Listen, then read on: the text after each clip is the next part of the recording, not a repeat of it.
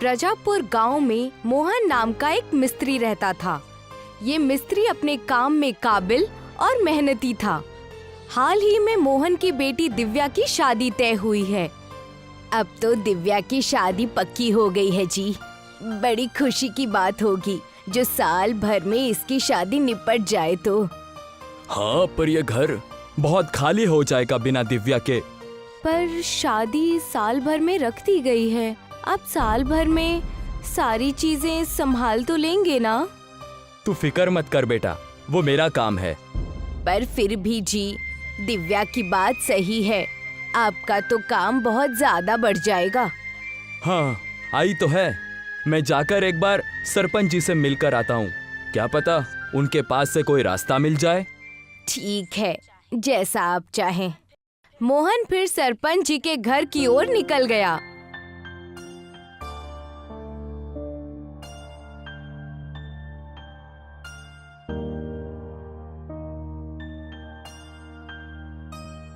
अरे सरपंच जी, कैसे हैं? सब ठीक तो है ना? अब तक तो ठीक ही था भाई। अब तुम जो बात बताओगे उससे पता चलेगा कि आगे ठीक रहूंगा कि नहीं। सरपंच जी, आप भी ना? कोई बात नहीं, अब बताओ कैसे आना हुआ। सरपंच जी, आप तो जानते हैं कि दिव्या का निकाह 1 साल बाद तय हो चुका है, जिसके लिए मुझे शायद उस वक्त कुछ जरूरत पड़ सकती है पैसों की। इसीलिए मैं आपके पास आया था कि अगर कोई ऐसी दिक्कत आती है तो आप उस वक्त हमारी पैसों से मदद करें। वाह, मैं तुम्हें पैसे तो नहीं देने वाला। पैसे तो मैंने इतने रखे ही नहीं कि मैं तुम्हारे बेटी की निकाह के लिए दे सकूं। अच्छा सरपंच जी, कोई बात नहीं। बस कस्बे में जो भी मिस्त्री का काम है वो आप मुझे दे दीजिए, तो मैं काफ़ी मशक्कत करके पैसा जल्दी जुटा लूंगा। अगर पूरे कस्बे का काम अकेला कर लेगा तो मुझसे भी ज़्यादा रईस हो जाएगा।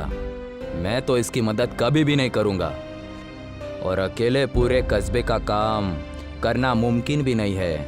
अभी के लिए हाँ में हाँ भर देता हूँ। हाँ ठीक है, मैं पूरी कोशिश करूंगा। शुक्रिया सरपंच जी, अब मैं चलता हूँ। शुक्रिया।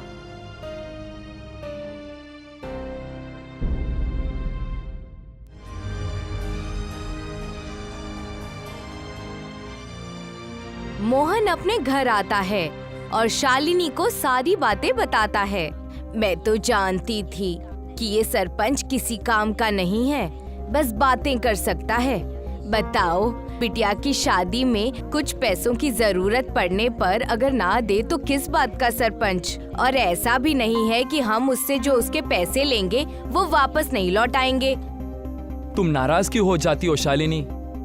किसी और के आदत से हमारा कोई लेना देना नहीं है। अगर वो पैसे नहीं देना चाहे तो नहीं दे, उसमें हमें कुछ कहने की जरूरत नहीं है, ना ही दिक्कतें जताने की जरूरत है।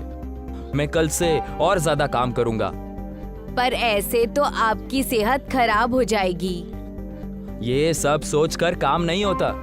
अब मैं कल से काम करके रात देर से आऊंगा और ज्यादातर वक्त दुकान पर ही निकालूंगा। हे मालिक, अपनी रहम हम पर बनाए रखना और आपकी तबीयत भी ठीक रहे। बस इन दुआओं से ज्यादा और क्या चाहिए मुझे मशक्कत करने के लिए? बाकी तो तुम और ऊपर वाला देख लेंगे। अब मैं दुकान के लिए चला जाता हूँ। ठीक है जी, जल्दी आइएगा। मोहन अपनी दुकान में जाता है और लकड़ी का काम करने लगता है। मोहन के पास गांव से कुछ लोग काम कराने आने लगते हैं और तब माधव नाम का एक आदमी मोहन को दूर से ही देखता है और वहां जाता है। अरे वाह भैया, आप तो बड़े लगन से काम करते हैं। कौन है भैया? पहचाना नहीं मैंने। मैं तो बस यूं ही कस्बे से गुजर रहा था और आपको लगन से काम करता हुआ देखा तो सोचा कुछ वक्त ठहर जाऊं। आपकी बातें तो बहुत अच्छी लगती है और मानो मेहनत करने का हौसला बढ़ाती है कि मैं काम में लगा रहूं। 1 साल में मेरी बेटी का निकाह है। यदि आप वक्त निकाल कर आ सकेंगे तो बहुत एहसान होगा। क्यों नहीं, जरूर। क्या ये कस्बे वाले तुम्हें काम नहीं देते? नहीं, ऐसा नहीं है। जब से कस्बे में बिटिया की निकाह का पता चला है, लोगों ने अपने आप सारे काम मेरे पास बढ़ा दिए हैं।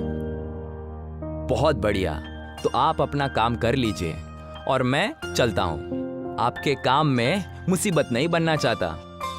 जी जी, आपसे बात करके मुझे बहुत अच्छा लगा, मानो नया हौसला आ गया हो। आप जब चाहे तब यहाँ आ सकते हैं। ठीक है भैया, नमस्ते। नमस्ते। ये कहकर माधव वहाँ से चला गया और मोहन उत्साह से भरा हुआ फिर से काम पर लग गया और अब दुगनी मेहनत के साथ काम करने लगा। दिन भर मेहनत करने के बाद वो अपने घर जाता है। जी, आज तो आप काफी खुश नजर आ रहे हैं। बस यूं ही आज एक आदमी मिला जिसका चेहरा देखने में बहुत ही अच्छा था। ऊपर वाला करे कि ऐसा ही हर दिन हो जाए, कि रोज उस आदमी के दर्शन हो जाए बस। अच्छा, तो उन्हें भी दिव्या की शादी में बुलाया है आपने? हाँ, कहा तो है कि आएंगे। बाकी जिस तरह आज काम हुआ है, इस तरह मैं कितना भी काम कर लूं, हूँ तो अकेला ही ना। इस वजह से पैसे इकट्ठे करना बड़ी मुसीबत है।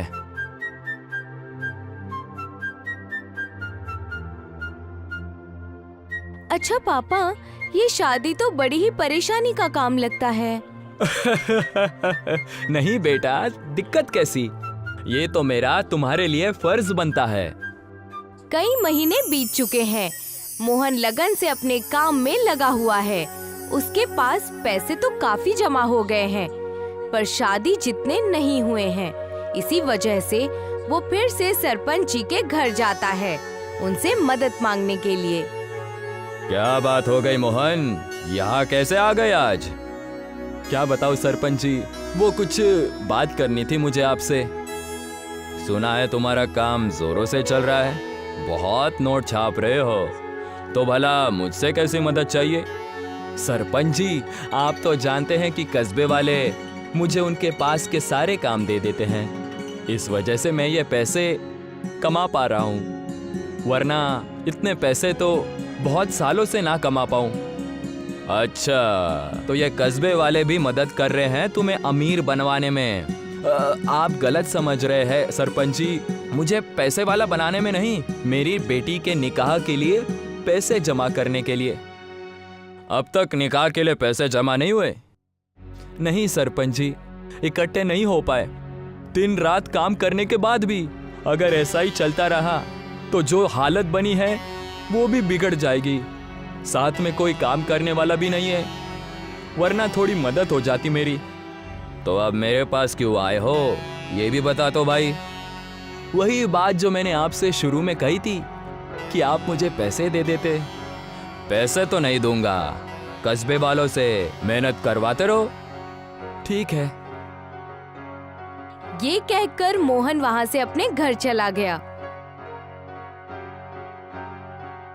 आया बड़ा, मैं इसकी मदद क्यों करूं?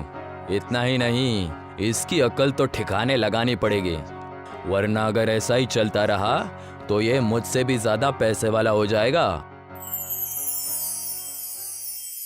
सरपंच जलन की वजह से पूरे गांव में आग लगाने लगता है ताकि लोग त्रस्त हो जाएं और मोहन को कोई काम न मिले और मोहन फिर से गरीबी में वापस चला जाए।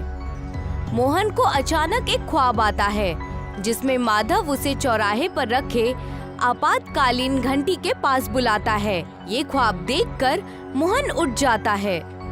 ये कैसा ख्वाब देख लिया मैंने? कोई मुसीबत तो नहीं आने वाली? क्या हुआ जी, ऐसे चौंक कर क्यों उठ गए आप? माधव ख्वाबों में आकर आपातकालीन घंटे के पास इशारा कर रहे थे। कस्बा मुसीबत में तो नहीं?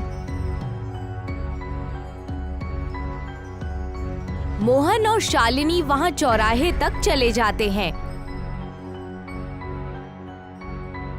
मोहन उस घंटी को तेज तेज बजाने लगता है। अभी तो आग जोर की लगी नहीं है, पर देखने में लगता है कि हर घर में किसी ने आग लगाने की कोशिश जरूर की है। पता नहीं, अगर वो ख्वाब ना आता तो न जाने आज यहाँ क्या हो जाता। मोहन के इशारा करने से सब अपने घर से बाहर निकलकर आग बुझा देते हैं और सारे लोग बच जाते हैं। तभी वहाँ पर मोहन के सामने कुल देवता प्रकट होते हैं। अरे माधव, तुम माफ करना, कुल देवता आप? कुल देवता, प्रणाम प्रभु। माधव ही पुकार लो मोहन, दोस्त ही तो हूँ मैं तुम्हारा। तुम वाकई में बहुत ही भले और करुणामयी इंसान हो। मैं तुम्हें 2 की जगह 6 हाथ देता हूँ।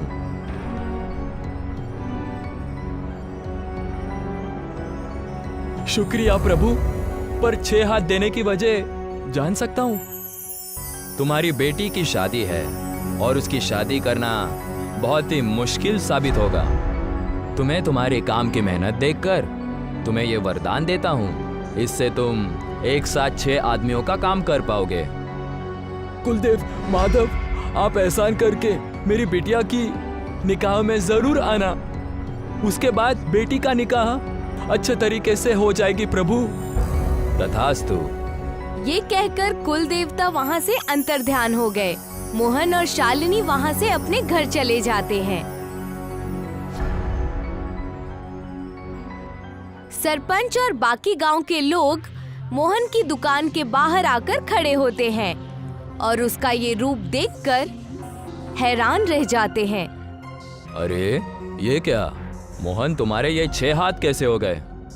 और ये काम तो ऐसे कर रहे हो जैसे मानो 10 लोग एक साथ कर रहे हो।